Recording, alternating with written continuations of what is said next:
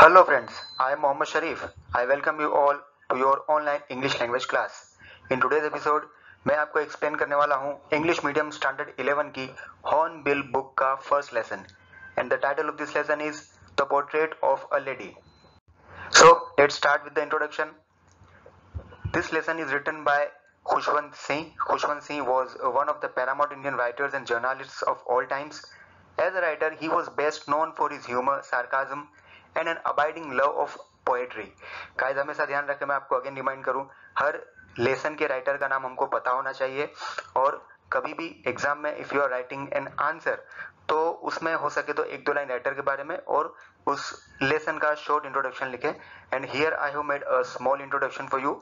You can use it as per your own convenience.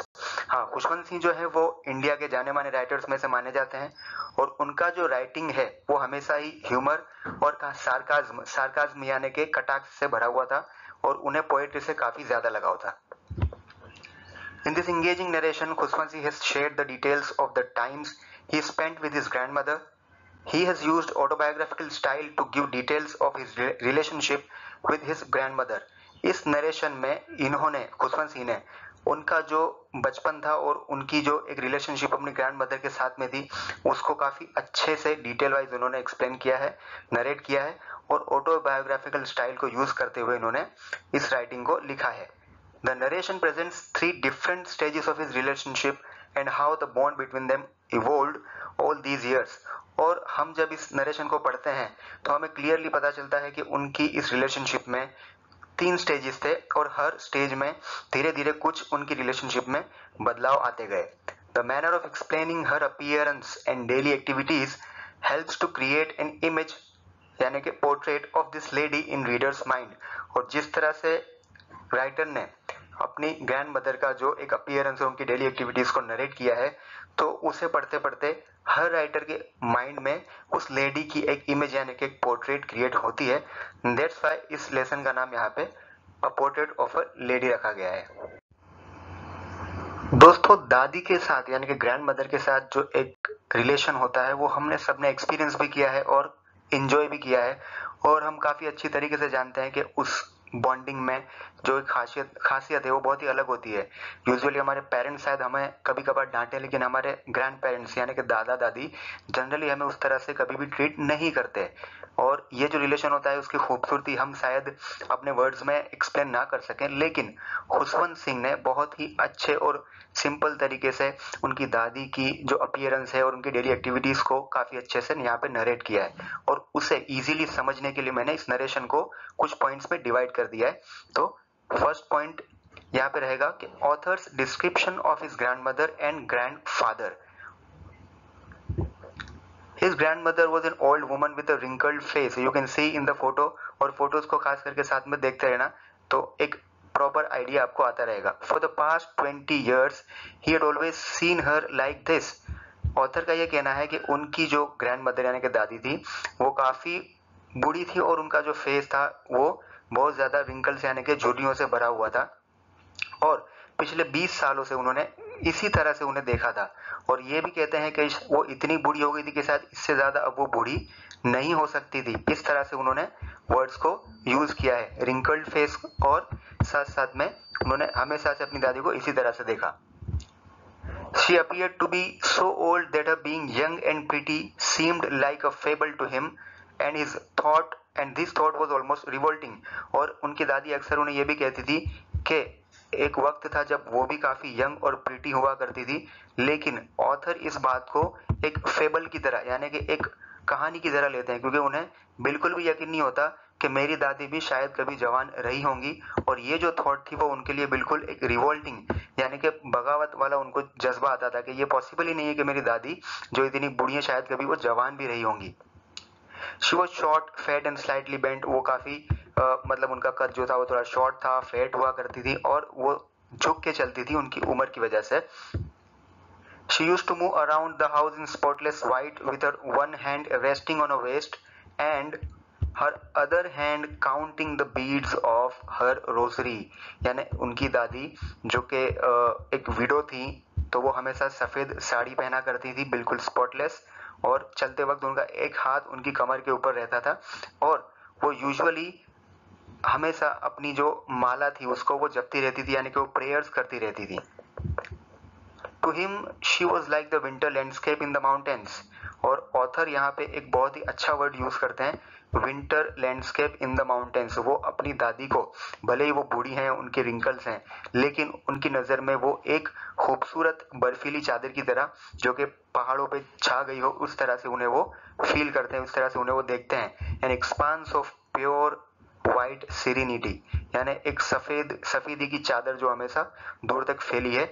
Breathing piece and contentment, जिसमें हमेशा शांति और containment यानी कि संतोष का एहसास होता है। यानी इस तरह के ब्यूटीफुल वर्ड से वो अपनी दादी को डिस्क्राइब करते हैं। He describes his grandfather as an old man with a turban and a long white beard। अब वो यहाँ पे आगे चल के अपने दादा को डिस्क्राइब करते हैं, जिनकी फोटो उन्होंने अपने किसी कमरे में मेंटल पीस के ऊपर लटकी हुई देखी है। उनके दादा का वो डिस्क्रिप्शन इस तरह देते हैं कि उनकी दाढ़ी जो कि है वो काफी लंबी है, जो पूरी उनकी वेस्ट तक आती है, और दूसरा कि उन्होंने टर्बन पहनी हुई है। आगे वो कहते हैं कि to the author his grandfather didn't seem like a man who could have a wife and children but someone who could have lots of grandchildren। और वो ये कहते हैं एक सार्कास्टिक वे में कि मुझे अपने दादा का फोटो देख के ये लगता था कि उनकी कोई वाइफ या दूसरे कुछ हो, वाइफ तो हो ही नहीं सकती थी, शायद उनके सिर्फ ग्रैंड चिल्ड्रन ही होंगे। इतनी एज के हिसाब से वो अपने दादा के बारे में ऐसा सोचते हैं। आगे है next point, first stage of the relationship, going school together. अब यहाँ पे ऑथर ने हमें एक पहले तो डिस्क्रिप्शन दिया अपनी दादी का, देन वो स्टार्ट करते हैं कि किस तरह से उनका और उनकी दादी के बीच का ये रिलेशन था वो डेवलप हुआ। यूजुअली जब वो अपने गांव में रहते थे अपनी दादी के साथ में अकेले, तो उनके जो पेरेंट्स थे वो उन्हें छोड़ करके सिटी में सेटल होने के लिए गए थे, तो वो अपनी दादी के साथ में उनके साथ में अकेले रहते थे, और वो उस वक्त उनकी जो फ्रेंडशिप थी वो काफी डीप थी। She used to wake him up and get him ready for school। वो डेली उन्हें स्कूल के लिए उठाती थी, नहलाती थी और तैयार करके स्कूल के लिए प्रिपेयर करती थी। और नहलाते वक्त वो अक्सर जो उनकी प्रेयर है वो भी बोलती रहती थी, ताकि खुशवंशी उसे शायद इसी बहाने याद कर लें। लेकिन खुशवंशी बहुत ही ह्यूमरस अंदाज में कहते हैं कि मैं कभी भी उस प्रेयर को याद नहीं करने वाला था। She used to pack his wooden slate and ink pot। वो उनको स्कूल भेजने से पहले उनकी स्लेट है या इंक पोट है, सारी जो काम की चीजें वो पैक करके देती थी। His grandmother would carry the stale chapatis while going to school with him। और उनकी ग्रैंडमदर हमेशा स्कूल उनके साथ ही जाती थी उन्हें छोड़ने के लिए, और साथ में उन्हें वो स्टेल चपाती लंच के लिए देती थी, और कुछ चपाती जो बासी मतलब पिछली रात की बची हुई जो रोटी होती थी, चपाती को वो अपने साथ ले लेती थी। She used to sit and read the scriptures in the temple attached to the school। वो स्कूल इसलिए जाती थी कि बिल्कुल स्कूल के बाजू में एक मंदिर होता था, वहां पे वो मंदिर में बैठ करके उनकी जो स्क्रिप्चर्स यानी कि जो बुक्स हुआ करती थी, सपोज गीता है या रामायण है या कोई दूसरी बुक्स, वो वहां पे पढ़ती थी। The author along with other children would sit on the veranda singing alphabets and morning prayers। और ऑथर जो थे वो स्कूल में के वेरेंडा में मतलब लाइन से बैठ करके बच्चों के साथ में मॉर्निंग प्रेयर्स और आगे की पढ़ाई किया करते थे। They both used to come back home together with stray dogs roaming around them।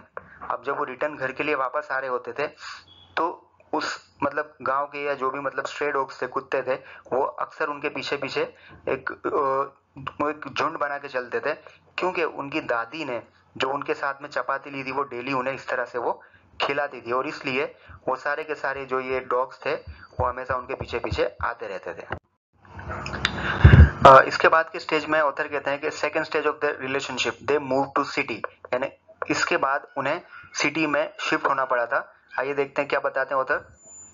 When his parents got settled in the city, they called them। यानी ऑथर के जो पेरेंट्स थे सिटी गए थे वहां पे अपने आप को सेटल करने के लिए, वो फाइनली वहां पे सेटल हो गए, तो उन्होंने उनकी दादी को और खुशवंत सिंह को सिटी में बुला लिया। This was a turning point in their relationship. ये जो एक पॉइंट था वो एक टर्निंग पॉइंट था, ये वक्त था उनकी रिलेशनशिप में बदलाव होने की शुरुआत का। They shared the room but their bond started changing. वो वहां भले एक ही रूम में रहते थे, लेकिन धीरे धीरे अब उनका जो रिलेशनशिप था वो अब चेंज होना शुरू हो गया। क्या थे उसके रीजंस, आइए देखते हैं। He used to go to an English medium school but she would no longer accompany him to school। गांव में तो ग्रैंड मदर दादी उनके साथ ही जाया करती थी, लेकिन यहाँ पे ऐसा नहीं था। अब खुशवंत सिंह का जो मतलब स्कूल था वो इंग्लिश मीडियम स्कूल है और उन्हें डेली मतलब बस के जरिए से ही मतलब स्कूल आना जाना है, तो ग्रैंड मदर कभी उनके साथ में नहीं जा पाती थी। There were no stray dogs for her company, और अब ना तो उनके पास में, दादी के पास में जो गांव में जिस तरह से डॉग्स हुआ करते थे वो भी नहीं है। लेकिन दादी ने क्या किया, so she took to feeding sparrows in the courtyard of their city house। तो दादी ने नया काम एक स्टार्ट कर दिया, जो उनके घर का जो कोर्टयार्ड था, आंगन था, उसमें वो चिड़िया मतलब के स्पैरोज को दाना खिलाने का काम उन्होंने स्टार्ट कर दिया। She, however, used to ask him about what he was taught at school। अब जैसे ही खुशवंत सिंह वापस आ जाते स्कूल से, तो दादी डेली उनसे कुछ ना कुछ पूछती कि आज उन्हें स्कूल में क्या पढ़ाया गया, but would not understand the western sciences. और जब खुशवंत सिंह उन्हें कुछ बताते कि आज मुझे लॉ ऑफ ग्रेविटी पढ़ाया, या आर्किमिडीज का एक जो नियम है वो बताया, या ये बताया कि दुनिया गोल है, तो इस तरह का जो वेस्टर्न साइंस था वो बिल्कुल भी दादी को समझ में नहीं आता था।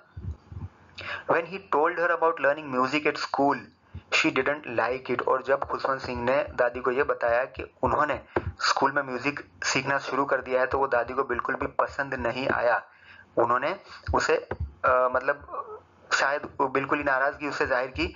And she thought that music had lewd associations, क्योंकि दादी को ऐसा लगता था कि जो म्यूजिक है वो मतलब अच्छे जेंटलमैन लोगों का काम नहीं है, वो शायद जो भीख मांगने वाले लोग हैं या जो मतलब गाना बजाने वाले लोग हैं उनके मतलब लेवल का ये काम है।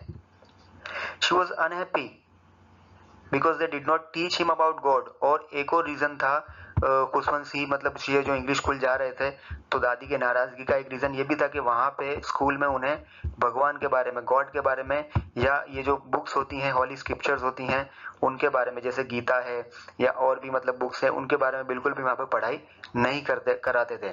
तो इस वजह से मतलब दादी और भी नाराज रहती थी। And after that they talked very less with each other. और इसके बाद से धीरे धीरे उनका आपस में बात करना भी कम होता गया।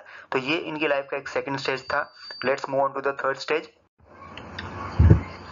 Third stage of the relationship, he joined university. अब खुशवंत सिंह धीरे धीरे बड़े हुए हैं, ग्रोन अप हो गए हैं, तो उन्हें यूनिवर्सिटी में एनरोलमेंट उनका हो चुका है। तो as the author grew older he went to university, he got his own room, and this way the common link of friendship was snapped। अब यहाँ पे तो एक बहुत ही बड़ा चेंज आ गया। यूनिवर्सिटी मतलब जब उन्हें एडमिशन मिल गया तो उन्हें घर में एक अलग रूम भी मिल गया रहने के लिए, और इस वजह से उनका जो एक कॉमन लिंक था वो यहाँ पे ब्रेक हो जाता है। और इसको दादी ने accepted her seclusion with resignation. अब दादी ने अपना जो सेक्लूजन था, अकेलापन था, उसे नाराजगी से या हिचकिचाहट से उन्होंने एक्सेप्ट कर लिया, क्योंकि उन्हें पता था कि अब ये जो मेरा पोता है वो शायद मुझसे अलग ही रहेगा। She spent her whole day sitting at her spinning wheel and reciting prayers। और वो हमेशा की तरह अपना जो टाइम था फिर स्पिनिंग व्हील पे ज्यादा बिताती थी, चरखा चलाने में, और लगातार वो प्रेयर्स करती रहती थी। She loved feeding sparrows in the veranda where hundreds of little birds would collect around her। और उनका जो एक फेवरेट टाइम पास था, वो जो एक एक्टिविटी थी स्पैरोज को दाना खिलाने की, तो वो अक्सर वरांडा में जाकर के वो करती रहती थी। और जब भी वो वरांडा में जाती थी शाम के वक्त, तो बहुत बड़ी तादाद में ये जो बर्ड्स थे यानी कि स्पैरोज थी वो वहां पे आ जाती थी, और उनकी जो गूंज थी उससे जो पूरा जो उनका घर था वो गूंजने लगता था उनकी चहचहाहट से। अ वेरिटेबल बेडलम ऑफ चर्पिंग, जैसा लगता था कि किसी ने पूरी यहाँ पे एक चादर बिछा दी हो। इनके आवाज की एक मतलब जो धुन है वो लगातार सुनाई देती थी उसकी वजह से। The birds would sit on her legs, her head and shoulders, but she never shooed them away। और कभी कभी तो ये जो birds थे, ये जो sparrows थी, वो उसके legs पे बैठ जाती उनकी, या कभी सर पे बैठती, shoulder पे बैठती, लेकिन कभी भी दादी उन्हें मतलब धुतकारती नहीं थी और कभी उन्हें भगाती नहीं थी। And breaking bread into pieces and feeding it to the birds used to be the happiest half hour of her day। और मतलब रोटियों के टुकड़े करना और उन्हें मतलब इस तरह से बर्ड्स को खिलाना, वो इनके दिन का सबसे एक खुशी वाला मतलब वक्त हुआ करता था, जो सबसे ज्यादा एंजॉय करती थी दादी। एंड देन इसके बाद है कि ग्रैंड मदर का इन्होंने एक कैरेक्टर, स्ट्रॉन्ग कैरेक्टर यहाँ पे डिस्क्राइब किया है। अब ऑथर ने ये बताया है कि उनकी दादी भले वैसे तो बूढ़ी थी, लेकिन वो उनका जो कैरेक्टर था वो बहुत ही स्ट्रॉन्ग था। और वो किस तरह से यहाँ पे डिस्क्राइब करते हैं, author was upset when he had to go abroad. अब जब ऑथर बड़े हुए तो उन्हें पढ़ाई के लिए, आगे की पढ़ाई के लिए अब्रोड यानी कि विदेश जाने की जरूरत पड़ी फर्दर स्टडीज के लिए फॉर 5 years, और उन्हें 5 साल के लिए जाना था। तो ये सोच के वो काफी वरीड यानी कि काफी फिक्रमंद होते थे, क्योंकि दादी की इस एज में कोई भरोसा नहीं था कि शायद वो दादी आगे कितना जिएंगी। तो इससे वो ऑथर थोड़ा परेशान रहते थे। However, she went to the railway station to leave him. इतनी बूढ़ी होने के बाद भी दादी रेलवे स्टेशन पे गई ऑथर को ड्रॉप करने के लिए, सेंड ऑफ करने के लिए। Without showing any emotions, she continuously recited her prayers. अब यहाँ पे भी अगेन एक चीज है कि जो दादी थी हमारी, वो वैसे बहुत ही रिलीजियस पर्सन थी और उनका कैरेक्टर इतना स्ट्रॉन्ग था कि वो कभी भी अपनी इमोशन को इस तरह से जाहिर नहीं करती थी। उन्होंने अपना पूरा ध्यान सिर्फ अपनी माला जपने में या प्रेयर्स में ही लगा के रखा था। Her fingers were busy telling the beads, उनकी जो उंगलियां थी वो हमेशा माला जपती रहती थी। और she kissed him on his forehead, और इसी अंदाज में, मतलब इसी एक्शन में उन्होंने अपने पोते को माथे पे किस भी किया और उसे सेंड ऑफ किया। After 5 years as he return home she came to pick him at the station, और 5 साल कहाँ गुजर गए पता भी नहीं चला। और जब ऑथर रिटर्न वापस आए तो दादी उन्हें रेलवे स्टेशन पे रिसीव करने भी गई, पिकअप करने के लिए भी गई। ऑथर कहते हैं she did not look a day older, मतलब वो बिल्कुल भी बूढ़ी नहीं हुई थी। She clapped him with in her arms and didn't say a word, और उन्होंने जल्दी से उन्हें अपनी बाहों में दबोच लिया और कोई बात नहीं की दूसरी। She still used to feed her sparrows. Author ये बताते हैं कि अभी भी उनका जो फेवरेट पास टाइम था या जो एक वक्त था टाइम पास करने का, वो स्पैरोज को दाना खिलाना ही था। लेकिन अब वो कुछ मतलब उन्हें डांट फटकार सुनाया करती थी, फिर फ्रीवलस रिब्यूक्स यानी कि कभी कभी वो उन्हें स्पैरोज को डांटा करती थी। एंड देन आगे है grandmother's odd behaviour just before her death. अब यहाँ पे सडनली ऑथर मतलब कुछ नोटिस करते हैं कि उनकी ग्रैंड मदर में कुछ चेंजेस आए। वो ये बताते हैं कि one evening she didn't recite her prayers, एक रात उन्होंने अचानक मतलब अपनी प्रेयर्स थी उसे नहीं किया, मतलब उन्होंने जो प्रार्थना थी वो नहीं की। Instead along with neighbourhood women, लेकिन आसपास की जो मतलब औरतें थी उन्हें बुला करके उन्होंने she thumped the sagging skins of the dilapidated drum, एक ड्रम लिया और उसे बजाते बजाते वो कुछ सॉन्ग्स गाने लगी। And सैंग of the home coming of warrior, मतलब जो विजेता लोग होते हैं जो जंग से वापस आते हैं रिटर्न, उनकी तारीफ में जो गीत गाए जाते हैं उस तरह के वो गाने उन्होंने पूरी रात गाए। और उन्हें मतलब टोकना पड़ा ऑथर को और उसके पेरेंट्स को कि भाई आप इतना मतलब स्ट्रेस मत कीजिए, तब जाके उन्होंने उस गानों को उन्होंने बंद किया। देन क्या हुआ, the next morning she was ill with mild fever. अब इतना उन्होंने मतलब स्ट्रेस किया अपने ऊपर तो ऑब्वियसली उन्हें बुखार आ गया। The doctor assured that there was nothing to worry, doctor ने भरोसा दिलाया कि भाई घबराने वाली कोई बात नहीं है। But she was sure that her and was near, लेकिन दादी को पता था कि अब जो है वो उनका एंड आने वाला है, शायद अब वो ज्यादा नहीं जी पाएंगी। Grandmother's death the sorrow expressed by sparrows. अब यहाँ पे फाइनली मतलब जो दादी हैं उन्हें रियलाइज तो हो गया कि अब उनका एंड आने वाला है, तो उन्होंने she didn't want to waste her time talking any more, तो वो बिल्कुल भी अब अपना टाइम वेस्ट नहीं करना चाहती थी किसी से भी कोई बात करके।